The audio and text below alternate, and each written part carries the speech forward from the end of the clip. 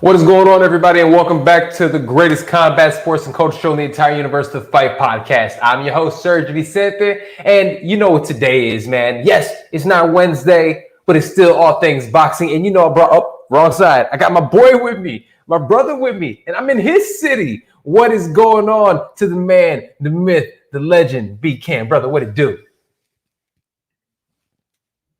Uh-oh, you hear me? Can you hear me? Yes. There we go. What's up, brother? Hold on, let me see. I'm having some. Are you hearing me? Are you hearing me?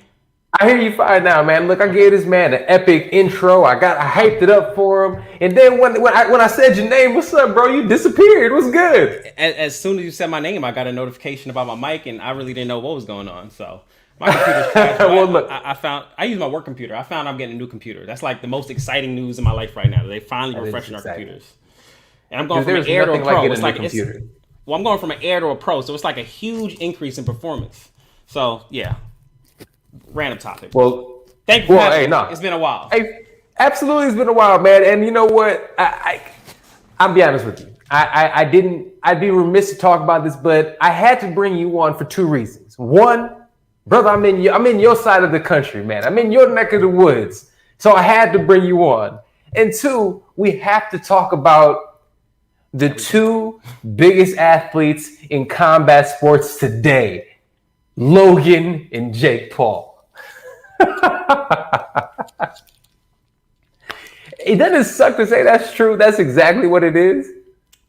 It's like they have the WWE. It's kind of like CBE. It's like combat sports entertainment. True. Facts. That's actually, and we'll get to it, man. But you know what? The show is here. We're going to get all into it. Thank everybody for joining us live today, watching us on Facebook, on YouTube, on Twitch. Thank you guys so much.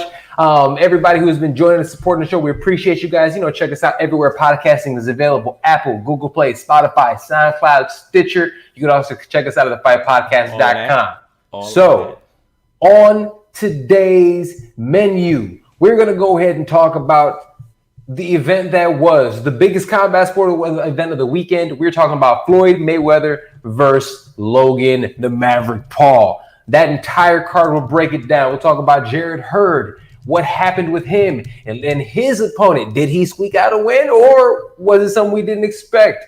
We're also going to go ahead and talk about OCHOCINCO, the card in totality, and we're talking about some of the biggest fight announcements in the boxing world. But without further ado, let's go ahead and jump on into it. Yes, First and foremost, this weekend we had Floyd Money Mayweather in Miami in front of an empty arena. If you guys had Showtime, I'm sorry for you because you probably couldn't see because your stream didn't work. Bruh, Floyd Mayweather gets in the exhibition match, Let me get into it. I absolutely need to get your perspective on this, okay? So, in this exhibition match, it goes all 8 rounds. Before I even jump into my thoughts, Brandon, what were your thoughts on this entire fiasco? The fight itself, how did you think they both performed? I think you tried it with this fucking headline talking about it was a draw. Like, and you were not the first person to do that. Someone else came to me, and I guess they are officially calling it a draw because there was no knockout, but it was an exhibition. There was no winner. So, I mean, it was just an exhibition. I don't necessarily see it as a result. A draw, to me, indicates that there was some sort of close competition, and that isn't what we saw. But let's get started a little bit earlier on the card. I know you want to speak about Jarrett Hurd, and I'm a huge Jarrett Hurd fan. Wait, real quick. I'm sorry to cut you off. My bad. Did you want to start here, or do you want to start early in the card? I want to start with the main event. Let's start with the main event because I have some thoughts. I got some legitimate thoughts on Jarrett Hurd, and we're gonna get into his ass in a minute. Pause. Okay. Yeah. But let's go ahead and let's break it down and talk. Is my camera too far this way? Hold on. Just want to make sure I'm like centered in my frame, guys. There you go. Not this way. Not that way. And for those of us, obviously, like I said, I am not at home. I'm on the road. So, my setup isn't ideal, but we out here working for y'all, man. You know, we're still making this happen. All right. But yeah, this event specifically, it ends in a draw. Like people are saying, have we legitimately been finessed in this fiasco? I really just don't know what's going on. And so, like, I mean, I think the event was just a shit show. Like, I think it was a shit show for the people at home. I think it was a shit show for the people that were there. And I think Triller's like, okay, so it's not as easy as you thought it was. Because this is Triller's stick. Showtime, you know, took some of Triller stars, the Jake Pauls of the world, and they now are trying to do it on their network. And the execution just wasn't there. And it was like, it was some Gen Z ass shit, like or like some it was like some baby boomer ass, like they don't have, like their servers don't meet the requirements for this many users coming on to buy fights. Is that what's going on? Because like I couldn't purchase the fight. I had to stream it myself, and I'm someone who actually wanted to spend money on the fight. Allegedly. And, I mean, everybody, you had to stream it. I don't, and I'll say that if they come after me, I'm just have to take that because shit, I tried to pay for it. I could not pay for it. I pay for Showtime every month. I was not happily. I've been paying for Showtime. I was going to pay $50 for the fight, and I just couldn't. I go on Twitter. Nobody could buy it. In person, it's outside and it's raining. It's wet. People are slipping in the ring. They're trying to wipe down the ring in between rounds. Sergio, a shit show. Like, and this is supposed to be some. What I imagine is like some luxurious star-studded event with all of these stars looking real nice and everything, and it's outside and it's raining. Like, and you've been to Florida. Florida rain usually lasts 15 minutes. Like, this rain was disrupting the entire event. Man, so it was a monsoon. I mean, from those angles alone, the event was a shit show. And then as we get to Mayweather versus Paul, the fight was fucking boring. Like, so if we look at like Mayweather versus McGregor, there was at least some fun in that fight, mainly because like McGregor was going to come forward and he was going to at least put some effort out there because he is a fighter at heart, but he's a fighter. Logan Paul is not a fighter. And so what we wanted to see was Floyd beat up Logan Paul. We wanted to see him get knocked out. Floyd would have had to knock him out early in the fight because that's the only part of the fight in which Logan Paul was throwing punches.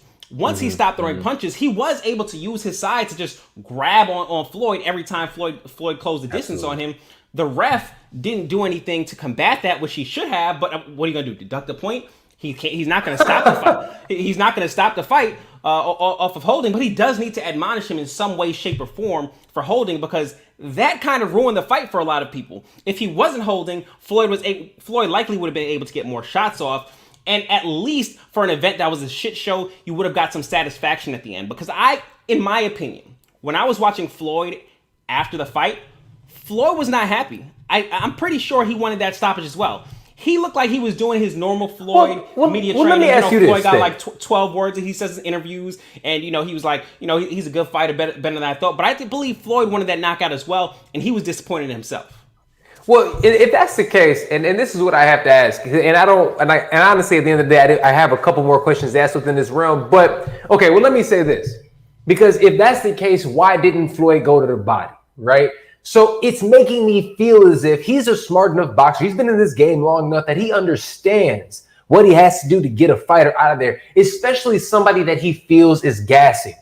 If we looked at that fight, Floyd hurt him to the body. The one body shot he actually threw, he ended up landing that sometime, what was it, in the 5th round? And you can tell Logan didn't want any more smoke. He was done. He wanted to go home.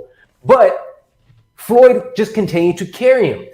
Floyd Mayweather that we know does an amazing job of doing what? Jabbing you to the body, coming over the top. He embarrasses everyone doing that. He did it to Sugar Shane Mosley. He did it to Zab Judah. He did it to Manny Pacquiao. He did it to everybody. Why wouldn't he go to the body with this dude if he wasn't just trying to carry him? After the fight, he goes on the mic and says, look, what was he say? I'm the best legalized bank robber out there, whatever. He did. And to answer the question, we absolutely got finessed. The only people who actually, the only losers in this matchup were us. Was everybody who tried to go out there and buy pay-per-views, and was everybody who actually believed that this was actually going to be a match. Now, the fight itself, how the fight ended up, I'm going to keep it a buck. It's exactly what I thought it was going to be. Why do we believe that Floyd Mayweather, who hasn't knocked anybody out his own size, was going to knock somebody out who's 50 pounds heavier? Just wasn't going to happen. You were about to say something. My bad. I think we think that because he knocked out McGregor. And I think those of He us didn't knock out McGregor. McGregor was deathly exhausted and he was just done. There was no gas. That's not a knockout. And it also went 10. This was only 8. And there was 12-ounce gloves. These dudes were throwing these pillow gloves. It's just like everything that he had. Obviously, the ref not going out there holding everything. He's having these 12-ounce gloves on. Floyd's not going to hurt you with 12-ounce gloves, especially if you're 40 pounds heavier than he is. Do you feel like, so I thought that Floyd carried him for the first 4 rounds, but I do feel like he wanted to hurt him a little bit more and potentially go for the knockout the second half of the fight. Do you feel at all like Floyd went for the stoppage, or do you feel like he was content to carry him through the full 8 rounds? I think at some point, in my opinion, I think at some point through round 8, he's like, all right, I'll just carry this nigga till the end. But I don't think that was his mindset going in.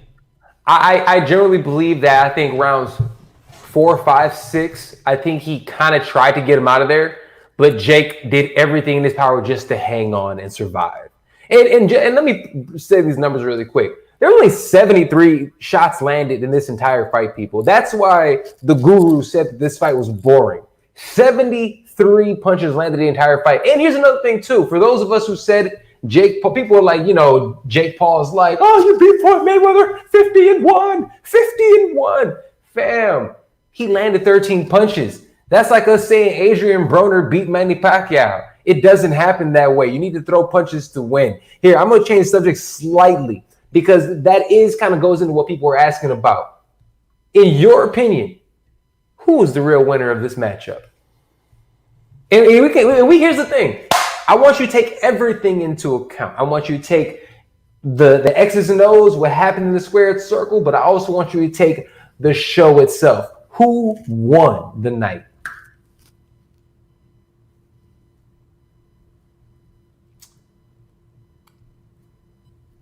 There's a part of me that wants to say Logan Paul because he went the distance with Floyd. And so I would say from his standpoint, that has to be a win for him. And you could see that. He was very gracious in defeat. We'll call it defeat because that's what it was. He was very gracious in defeat after the fight. He was just happy to be there. And he got paid. But he didn't get paid like Floyd. And while Floyd still allowed this guy to go the distance with him, Floyd, I mean, you ever see a nigga with money get embarrassed? The first thing they start doing is talking about money. That's kind of what it felt like with Floyd. But that's exactly what it felt like. At the end of the day, the nigga did get paid, and he got paid a shit ton of money. And when everyone wants to talk about what should happen, what shouldn't happen, this is bad for the sport. Listen. If somebody tells you that you can make $50 million, you're going to make $50 million minimum. And Floyd could make 100 plus. I don't know how things are going to turn out with pay-per-view buys. There's a lot of refunds that are going to be issued because Showtime fucked that up. They absolutely were not the winners. It has to be the fighters that got their money guaranteed up front. Yep. It's going to mess up there. It's definitely going to go ahead. The blunder from Showtime is really going to fuck up the pay-per-view numbers. So the projected amounts that they're saying that they're going to get, this $108 million for Floyd, the $20 million for Logan, I don't see that happening. They're going to get a good chunk of cash, but I do not see them actually getting that type of money. But I'm going to tell you who the real winner was. It's Logan Paul. Logan Paul is the real winner of the night. Logan Paul is the real winner of the night because I don't care. Yes, he's the one who creates the narrative. He and his brother are the face of combat sports. It doesn't matter. We know who won, but who's going to have the sound clips? Is it going to be Floyd, or is it going to be the Paul brothers who walk around and say 50-1 hats? I got your hat. I got your career, and all this other nonsense. And then they have all their little disciples running around saying the exact same thing. And they get to the point where you have places like Bleacher Report and other of these publications that we kind of respect going out there and just specifically saying and throwing these questions out there. And if you ever go through the comments and actually read the comments, a lot of people were feeling this way. It's crazy to think, but at the end of the day, he ends up controlling the narrative. The one who controls the narrative ends up winning at the end of the day. I absolutely believe that the Paul brothers both of them controlled the narrative that night. So that is why I actually believe at the end of the day, because here's the thing, Floyd was in a lose-lose. You got to knock him out. There is no ifs, ands, or buts about it. Yeah. And he didn't do that. You failed. You failed. You allowed, and this is one thing that, because, and then he got me thinking about how much of Floyd's legacy does he really care about. I watched Michael Jordan beat the shit out of little kids on a daily basis every time he's at one of their camps. He doesn't care who you are. He's going out there to destroy you. Kobe was the same way. You see all these elite individuals, the best of the best go out there who actually care about their legacy. If you're beneath them, they're not going to give you an ounce to breathe. Yes, Floyd is an entertainer. At the end of the day, he should have closed the show. He lost in the end of the day. Did he win the fight? Absolutely. Did he win because he's rich as shit? Absolutely. But who controls the narrative? The Paul brothers controlled the narrative. They won the night, in my opinion. That's fair. Here's a bit of a pivot here, because I have a theory that, like, Logan Paul. So I'll start by saying this: we are out of that stratosphere. I'm 30. You're a couple years older than me. Like, we're out of the stratosphere that would really be infatuated by Logan and Jake Paul. So I can't say this for certain because I really, outside of this, don't follow any of them. But I feel like, this is Jake Paul's realm, and Logan Paul is just living in it. Like, he's the one who fought first, but he lost. Wouldn't be Jake Paul without Logan, because at the end of the day, Logan was the first one that took on that big boxing match. He was the one that kicked all this shit off. Well, Jake Paul probably wouldn't be Jake Paul without Logan becoming who he was to begin with prior to all this boxing stuff. Exactly. I was gonna say that Logan Paul was the one who fought first, but he lost. He didn't lose. He lost, and a lot of that demand starts to evaporate. Whereas Jake Paul, who's actually been knocking people out, the demand is around him. But now that Paul name is associated with boxing. This would have been a much bigger event had it been Jake Paul versus Floyd Mayweather. Yes. However, because nobody wanted to see this one at first. Remember, it was supposed to be on Triller, and nobody cared. If Jake Paul doesn't get those knockouts, this doesn't even happen. Facts. No, absolutely correct. Well, let me ask you this. Just switching gears slightly. I do want to ask you this, because when we look at everything that's going on, Floyd looked like he had a moment in time where he was kind of like, man, this kid's kind of big. Like, he seemed like he kind of understood his limitations after. And it did seem like maybe it was a little tougher than he anticipated, just because the dude was kind of bear hugging him the whole time. Will we see Floyd Mayweather in another exhibition fight? And I'm going to be honest with you. I'm going to ask this because a lot of people, you're starting to hear it. You started hearing the rumors of it from pro fighters when he fought Andre Berto, even when he fought Mayweather, even when he fought, or should I say McGregor, even when he fought Tenshin Nakasawa. People said he's slowing down. Is Floyd washed, and are we actually going to see him compete again in the exhibition? I do not think Floyd is washed. I think he said he would compete in another exhibition. I think the grand prize here is probably Jake Paul versus Floyd Mayweather fight. However, me personally, it's difficult to see. I really don't think Floyd was happy after the fight. The event was a shit show. He didn't get the stoppage, which I think he did intend to get, despite what he said after the fight. From that perspective, he may not want to do this again. But Floyd, his name is money. So when there's a payday, there will be Floyd Mayweather. And we can't fault him for that, and we can't take away from his legacy. Floyd's legacy is cemented. I mean, even if he goes out there and got starched by Jake Paul, it'd be funny, but Mayweather's still one of the greatest boxers of all time. And nothing should take away from that. I can't see. Personally, I want to say no, but given that it's Floyd, I'd say yes. Yeah. You know what, man? I actually do believe that we won't see Floyd again. And the only reason I say it is this. Unless somebody closer to his size comes out there and actually starts talking, some other big YouTuber or something, I don't know. Or there's some other, fighter in another sport in Japan or some shit. I don't see him doing this again. I don't. I see Floyd. I want to see Floyd being a trainer, to be honest with you, and a manager and a promoter.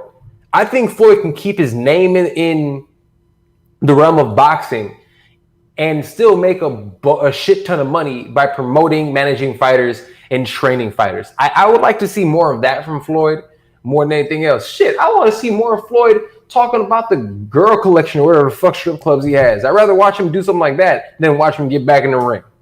But Sergio, our actions say something different because we cannot ever at any point in time miss a Floyd fight. So despite the fact of what we could tell another man, what we say, this is what you should be doing with your life, whenever Floyd fights, there will be Sergio and Brandon somewhere streaming, paying for watching this fight. I'll be watching.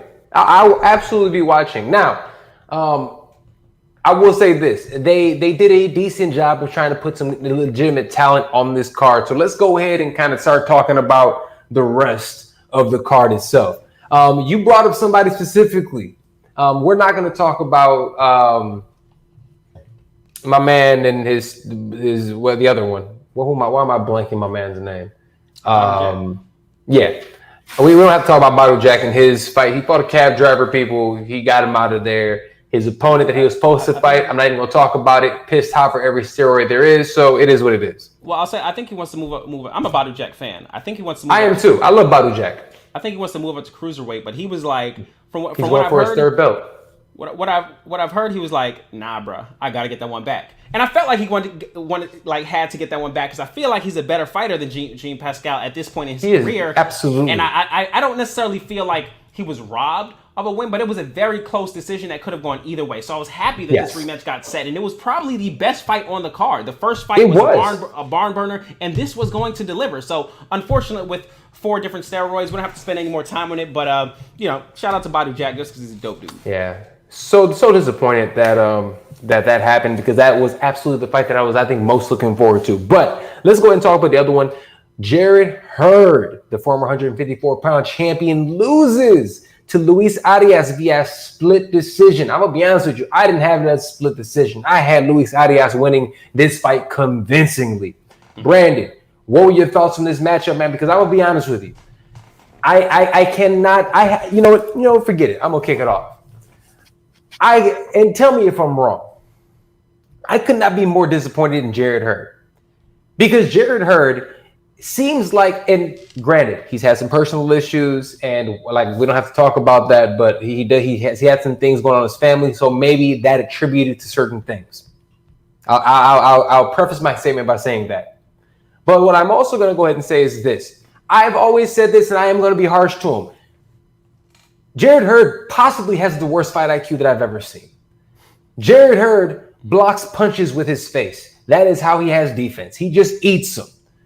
And it seems like he doesn't do anything differently. He doesn't make any adjustments. And I'm talking about somebody that is talented enough to beat somebody who I love in Erislandy Lara. So he has talent. But I don't know if it's the changing of the teams or, the loss that he ended up taking to J-Rock. I have no clue what it is, but he is not getting any better. And he is now even further away from the opportunity to fight, to get that rematch with J-Rock. And he don't want no parts of Jermell Charlo. Jermell Charlo will cut that dude up. We don't want no smoke with Charlo at this point in time. I'm extremely disappointed in him. I think that was the excuse that he made because the mat was slick. And yes, it did, I believe, at times slow down momentum.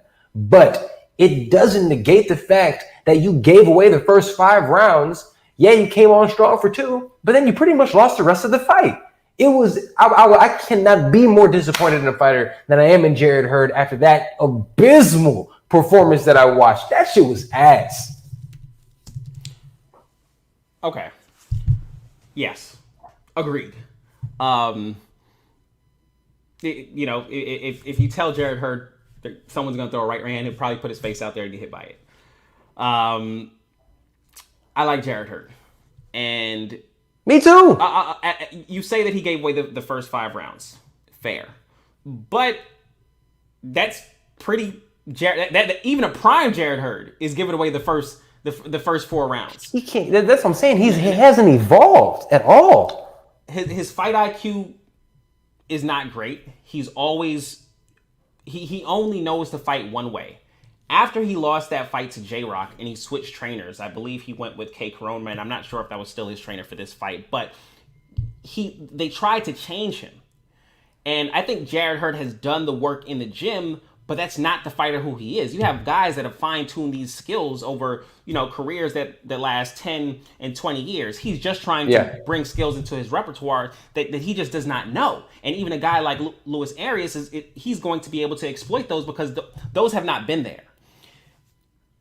I felt this way at the time that he switched trainers, and I still feel this way. He has to go somewhere where they're going to build on top of who he already is. Right. The question is, can he go back to who he is? Because who he is requires a lot. It requires a lot physically. It's taking years away from your mental health because he comes out of fights with a crimson mask every single time. But he wins those fights. But that's who he is. His defense is his face, and he will take some to give some. But he's made a little bit of money. He's a former champion. Can he get back to that place? Does he go back to his old trainer? Probably not. I think there was some beef there. But can he get with a trainer that can coach him on how to build on top of this? There are plenty of guys that move forward and still move their head. But if you're going to want to do that, there's still IQ that comes behind that. Now, it was not a good performance from Jarrett Hurd the other day, and I know he's had some personal issues, and prayers up to him and his family. I know he lost his father during COVID, and as a fighter as well, he's going through a lot. He has 2 losses now. He's lost two out of his last 3. I think because he's under that PBC banner, if he can string together 2 or 3 wins, he's not too far away from a title shot, because at some point in time, there's going to be a title holder that's going to want a name, but sort of an easy fight. And if he can get through 2 or 3 fights and he's still under that PBC banner, then he will be a great guy for that. And they'll be able to build a storyline around that. So he's not done yet, but it's so difficult at this point in his career, given the money that he's made, to see him going back to the Jarrett Hurd that we all fell in love with. Yeah, it's just disappointing when I look at it. Like I told you before, I'm a fan, and we've talked about it. Like, I'm a fan of Jarrett Hurd, and I would just like to see better from him. I mean, that performance was just terrible. His head didn't seem like it was in it. This man was literally taking 5 rights in the face in a row. It was crazy to watch. But let's go ahead and move on before we move on, we trashed Jarrett Hurd. I just want to give a quick shout out to. Yes, I'm sorry. Please. He lost to Daniel Jacobs. Then had a draw with Gabriel Rosado. Then had a loss to Luke Keeler. Those are his last 3 fights going into this fight. So to get back in the win column against a guy like Jarrett Hurd, he maybe didn't look the best, but he looked good enough to get the win. So shout out to him. Great performance, and I'm interested to see where he goes in his career next. Oh, dude. I'm sorry I didn't say that. And thank you for reminding me. Yo, Luis Arias fought his ass off. He came out there with a game plan. He stuck with it. He had moments of adversity. He got cut. He got hit with low blows, and he kept fighting. He wanted that fight more than Jarrett Hurd wanted that fight. Much respect. All the love to Luis Arias in that win. Salute to him. That was beautiful. Hey, I'm glad you said it. I didn't want to go out there without, showing Deuce some love, man, because at the end of the day, he's a guy who didn't know if he really wanted to keep doing this. And he's now got back, beat a big name, and now people have to acknowledge him. So we'll see what ends up happening. I'm happy for that. I can't wait to see, like you said, what happens next. But let's talk about somebody who social media was trying to shit on, but I think they did a damn good job. Let's go ahead and talk about the man, the myth. Let's talk about, what were your thoughts on OCHOCINCO and his performance? He did great. Well, I mean, I'm not sure what you necessarily expect from OCHOCINCO. He got knocked down. Nigga, Manny Pacquiao got put to sleep. In boxing, getting knocked down, it's happens. Part of the game. He got knocked down. He popped right back up. He's not a professional boxer, but for what he is, he looked decent over the course of 4 rounds. Let's leave it here. It's certain fighters. Nate Robinson. No one's going after Nate Robinson to pay him again to go out there and box again. Chad Johnson can go out. Chad OCHOCINCO, he can go out there and get another payday. That says all I need to say about his performance. He can make another payday, and he made $1 million for the first fight on the card. 4 3-minute rounds or whatever the case it was. 2-minute rounds. 2-minute rounds. He made $1 million. And I think he'll be back. You know what, man? You and I discussed this beforehand. I thought Ocho looked great. He did some great things. He really impressed me. He throws he had a beautiful poppy jab, good footwork, shows decent fight IQ. Yeah, he was a little reckless. His first fight. He's probably also terrified. People aren't taking that into account. Your first fight ever, you're out there in front of on a pay-per-view. He's going to be a little antsy. He's going to be a little reckless. I'm certain that if he had more experience, he probably wouldn't have got caught with that punch. And really, the reason that even put him down is because he was a little reckless and he was off balance and he ended up getting clipped. He won 3 of the 4 rounds and he was winning that round before he got dropped. He rocked his opponent. He did some veteran things. Ocho looked good, man. That dude is a super athlete, 43 years old, going out there, making the middle of the first fight of the card. Man, salute to OCHOCINCO, man. Literally for me, that was damn near the highlight of the night. That's gonna be when he gets back to his podcast. That's gonna be I cannot wait. It's going to be great, dude. Because they're not gonna be able to do anything but show him love. They're gonna try to talk a little trash, a little bit, you know what I'm saying? But you have to show him love. You have to. I cannot wait for that episode.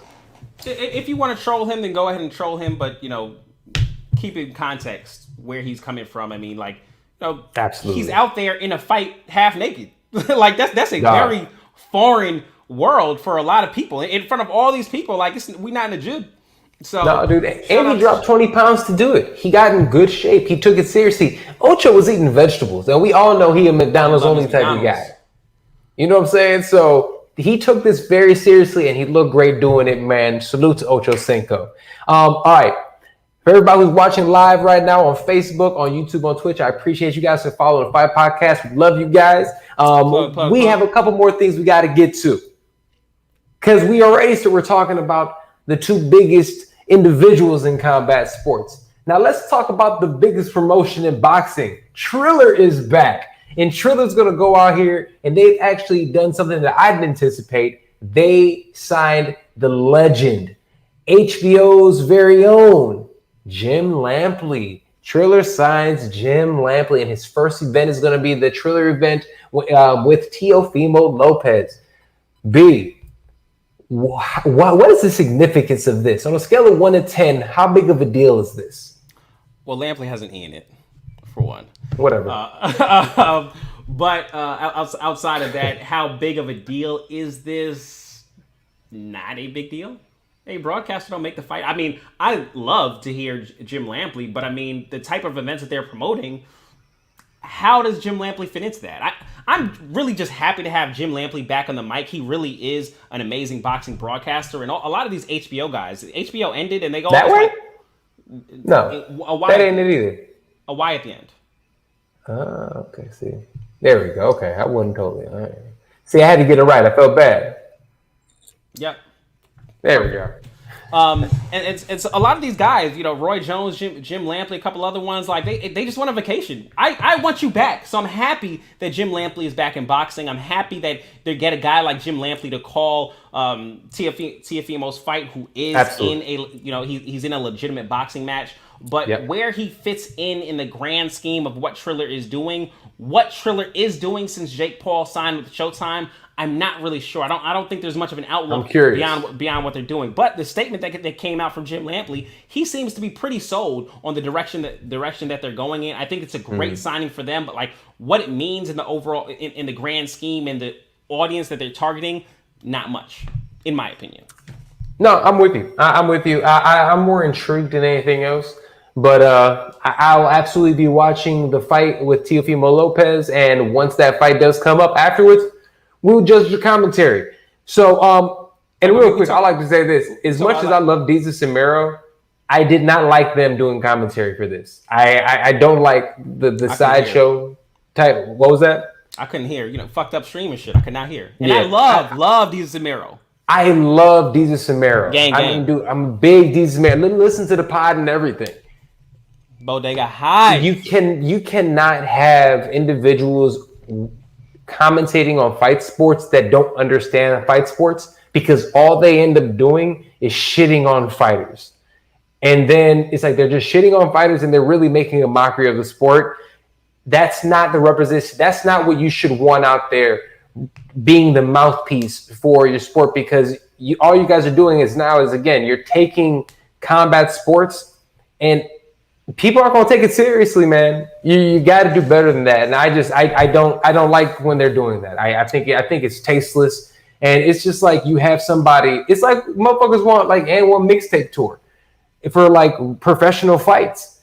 You don't have people sitting out there heckling, talking shit about like LeBron, when he's out, like the announcer doing it, and a lot of times, not this one, but the Triller one, the sound was actually being pumped into the arena. So these athletes were listening to this happening throughout the fight. It's not right to disrespect athletes in that way, in my opinion. I think it's a real shitty thing to do. And at the end of the day, I wish they went about it differently. I don't know. That's just me. Yeah, any thoughts on that? With the exception of sexual assault allegations or beating women, you're not going to catch me saying anything wrong about anything bad about the gang. I'm sure they did an amazing job, even though I couldn't hear them. You're probably right overall. I just could not hear with the fucking stream because I couldn't pay for the fight, which, shit show. I hear you. Well, here, let's talk about this one, and we're going to probably wrap it up after this.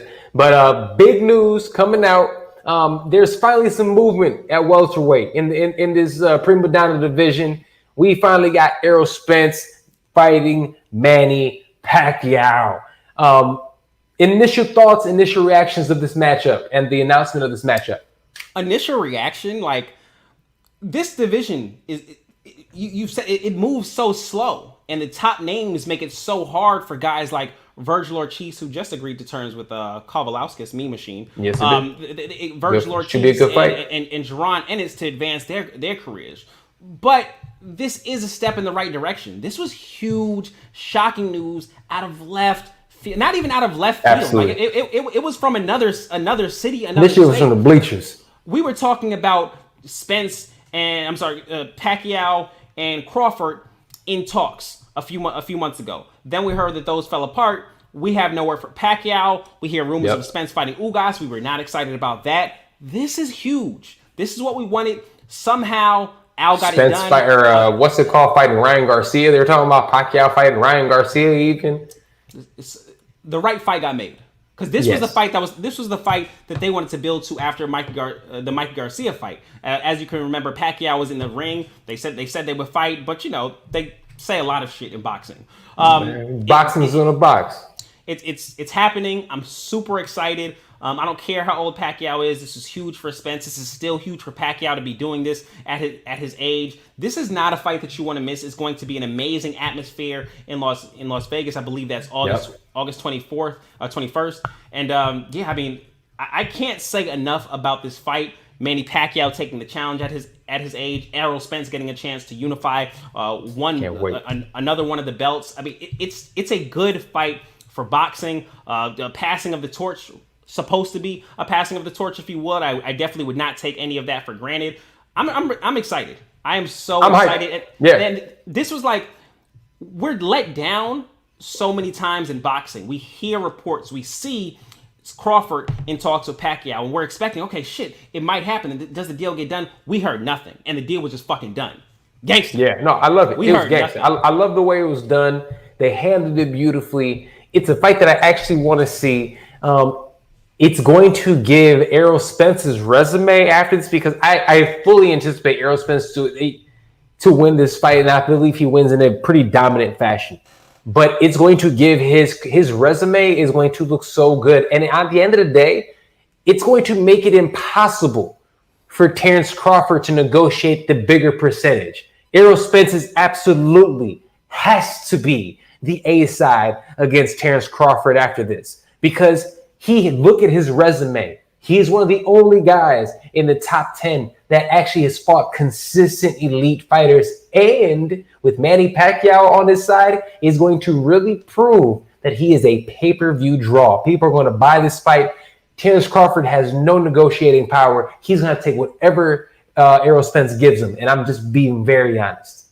And with Errol Spence being able to take this fight, Crawford, with the exception of some guys who aren't even in the division yet, he's left without an opponent again. Really sad story for one of the Great. uber talented boxers that we've seen. And other boxers say the same thing. He's cool with a lot of people. Like, people fuck with Terrence Crawford. They fuck with that energy, that hard work that he's putting out. Bo Mack up there in Nebraska, they got something special, and we're just not able to see it as fans. He's not able to show it as a fighter. Really, really frustrating. But these are the politics of the sport. It is what it is, man. It's unfortunate, but we at least get a great fight coming up soon. All right, but with that being said, that is about the time. You got anything else? Some quick hitters before we get out of here, B? Yeah, I mean, did you have anything you want to say on Devin Haney and Linares? I'm glad you brought that up. Devin Haney goes out there and actually gets a big win, biggest win of his career against Jorge Linares, the former 3-time champion Jorge Linares. Let me ask you that. He goes out there, he ends up getting rocked in the 10th round. Kind of has to survive for about a round. Still doesn't look his best, but gets essentially a pretty clear-cut win. Do you believe the criticism was actually fair, or was it foul? Does he deserve any of that criticism? I think it's somewhat fair. I think it's somewhat foul. I feel both ways. I'm an indecisive person in general, so you be asking me all these decisive questions on here. It's very difficult for me. But, I need you to be decisive, bro. I need it. I can tell you why. So the criticism is fair because Haney, his legs didn't look good for a really long time after he took that shot, and I think that's where the criticism and a lot of the concern comes from. Is not necessarily the fact that he got rocked, but it was the recovery. Because if he would have came back and he would have looked good at the beginning of the next round after you've had a whole minute to gather yourself, I think people are a little bit lighter on that criticism. Okay, he fought Linares, got stunned for a second, but made it back and finished the fight strong. That punch at the end of the 10th round seemed to linger with him in the 11th round. I think he got buzzed again in the 12th round. So I mean, that's where I can understand. We can't say, though. I just want people to understand that Linares could actually crack, okay? Linares can crack, and not only can Linares crack, he probably was in the best shape of his life for this fight. Another thing that I wish people would really understand with this one is that Devin Haney is 22 years old. Yeah, he was rocked. Yes, it was his biggest step up in the competition, and he passed the test with flying colors. He got hit, he survived, and at the end of the day, that experience is going to help him more than hurt him.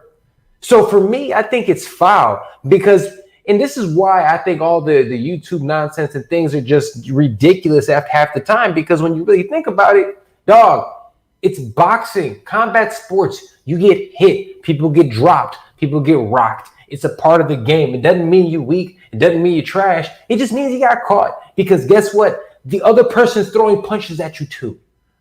So it's so frustrating to see. This kid is 22 years old. He is still incredible. He has a belt. And I'll be very honest with you. I damn near favor him against any of those top dudes. Ryan Garcia, please just sit down somewhere.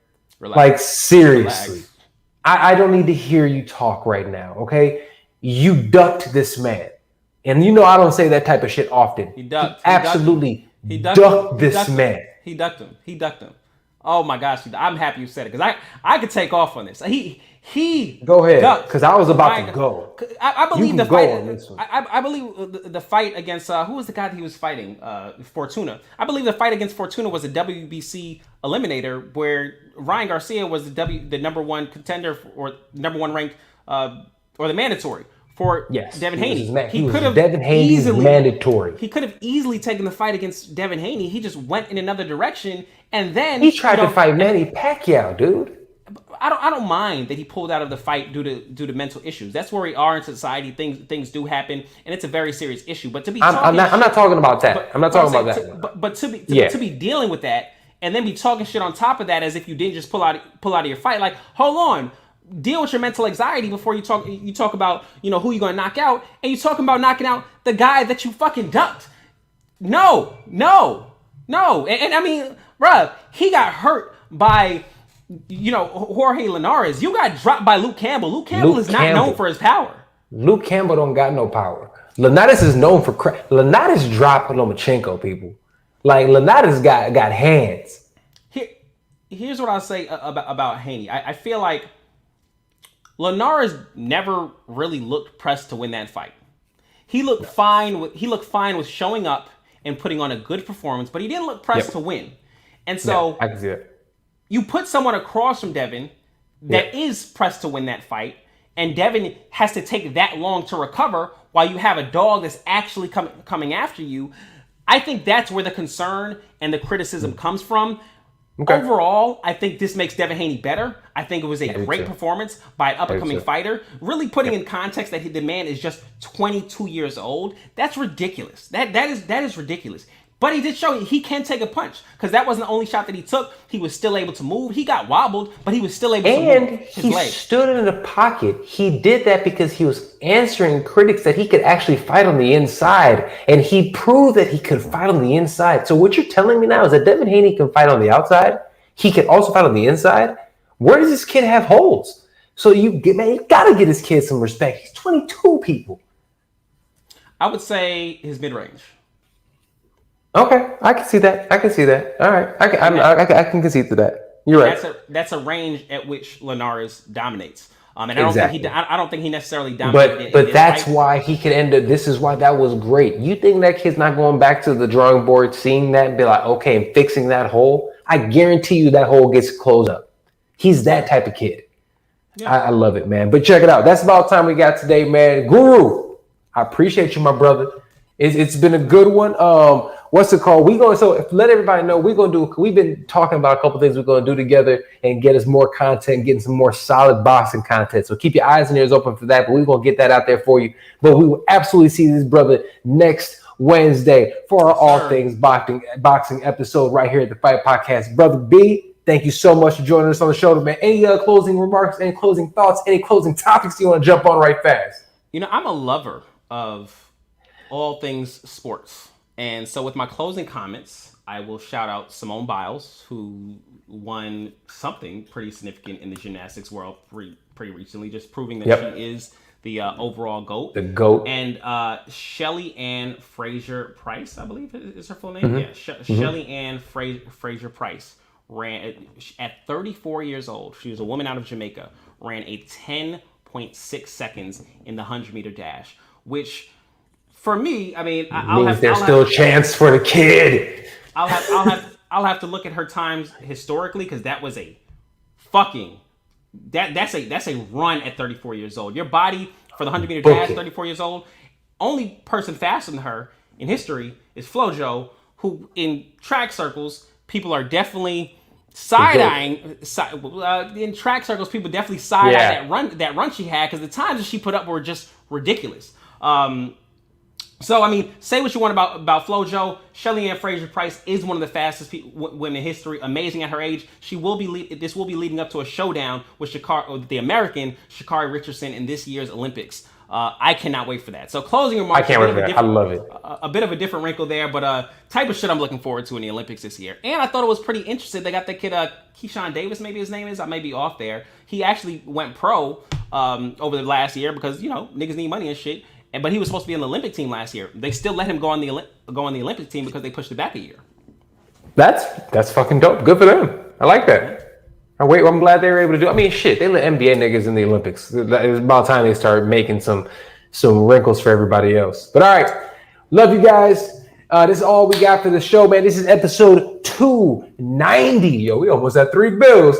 290, the greatest combat sports and culture show in the entire universe. This is my brother from another. Damn, I'm not in my house, man. I got it all messed up today, boy. You usually got it so good. Damn, I'm in the wrong spot. I'm over here, right over here. My brother from another. We got the Guru, B-Cam. I'm your host, SERG VICENTE. Love you guys. We'll see you next time, right here on the Fight Podcast.